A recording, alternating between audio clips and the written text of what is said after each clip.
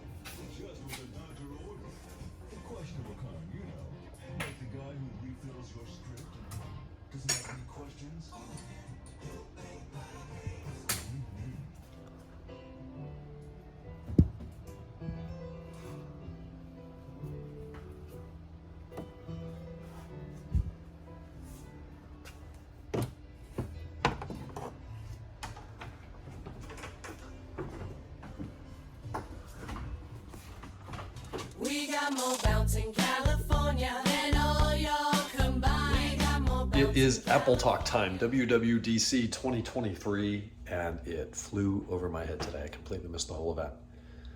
I don't know how I did that. I have never missed a WWDC in the last 10 years, and today I wake up and it's 6:42 and I'm thinking about work and I'm replying to people and I'm giving estimates and I'm replying to emails and I'm doing all this shit. And it's like, shit, today was the Apple day. So here at 11 p.m., I've been watching that upstairs for the last hour and a half or so. I'm almost done. I cut it tonight at the One More Thing announcement. I know what it is. Spoilers, it's some sort of headset, augmented reality, Apple Vision, which I'm not super into, but I'm excited to see what Apple's done with it because this should be the best implementation for the end user.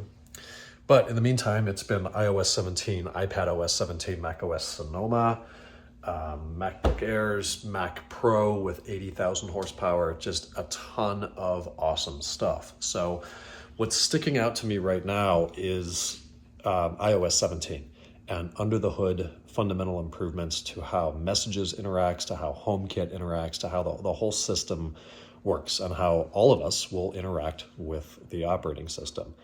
And every year I give the same spiel about, no more big revolutionary features, but some of these incremental updates to the user experience are essentially these major features. It's going to completely change how we interact with the device, how we interact with each other in a digital capacity, in a virtual capacity. And I'm excited about it. Yeah, this seems really, really cool. There's a bunch of new stuff in there. I'm not going to go into specifics.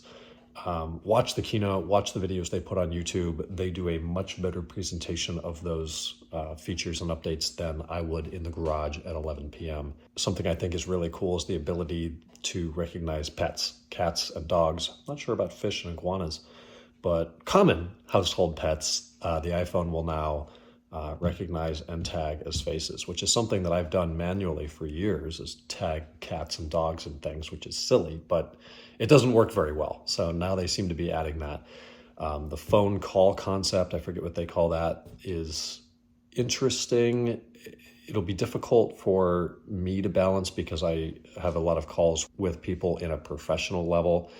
And then, of course, family and friends at a personal level. And there should be a way to differentiate that, I think. But I'm a rare case. Not really. Everybody has a professional level. But, have to pick something in the middle. It'd be cool if there were a way to separate what's personal and what's not. But then you'd have to go in and whitelist people or create categories or tags or something. That would be really weird. Anyways, public beta in July.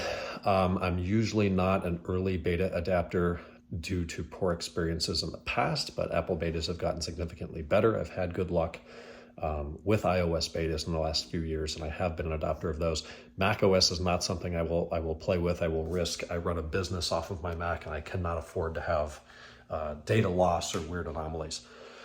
So I'm not going to go an hour tonight. I could go watch the keynote. Leave your comments below. I'll probably talk more tomorrow after I watch some more recaps and reviews and finished learning about Apple's Vision goggles that cost as much as a luxury watch. Today at the shop was the Z8 inspection. We spent a ton of time on that today, went through the whole car, which didn't take as long as usual because it's a two-door coupe. There's no back seat, there's no rear doors, there's a lot of things that we don't have to inspect that I was able to replace with Z8 specific items or simply remove from the inspection. Generally, an E39 and Vibe inspection consists of 107 points, and we're down to 100 on the Z8, and that includes tons of Z8 specific things like the side grills, the tool tray in the back, you know, just things that aren't on other models. And the initial takeaway, the 30-second review of the Z8, is it is 7 Series engineering and quality in a roadster. It is so freaking cool and over-engineered. It is not an M5 in a different body. I thought it might be that. It is not. This is a completely custom BMW doing the best that they could from 2000 to 2002 or whatever the hell the range was. I have a lot to learn about that car. There are not a lot of cars that I am really excited to own in my life. There's like maybe 6 or 8 cars that I would actually consider purchasing. And this is catapulting to the top of the list. The Z8 is a one-of-one outlier from BMW that is just exceptionally cool and exactly what the company reached as a high water mark. And it's so far in the past now. They're eons from that. It's unfortunate, but man, that was it. So tomorrow we start the work scope on the car, headers, pretty much the full exhaust system minus the cats. It's going to be a lot of work. Suspension, coilovers, those parts are coming later in the week. Customer says he's going to bring in some wheels, which is weird because he just put the Alpina ones on, but there's code stored for wheel speed sensors, but the speed sensors report data accurately and consistently. So I'm thinking there may be an option to code the DSC module. Hey, do you have the 18-inch S62 Z8 wheels or do you have the 20-inch Alpina wheels? There's got to be an option for that because that changes the rolling diameter significantly. Anyways, time for bed for me. Talk to you guys on Tuesday. Hope you had a great Monday. Good night.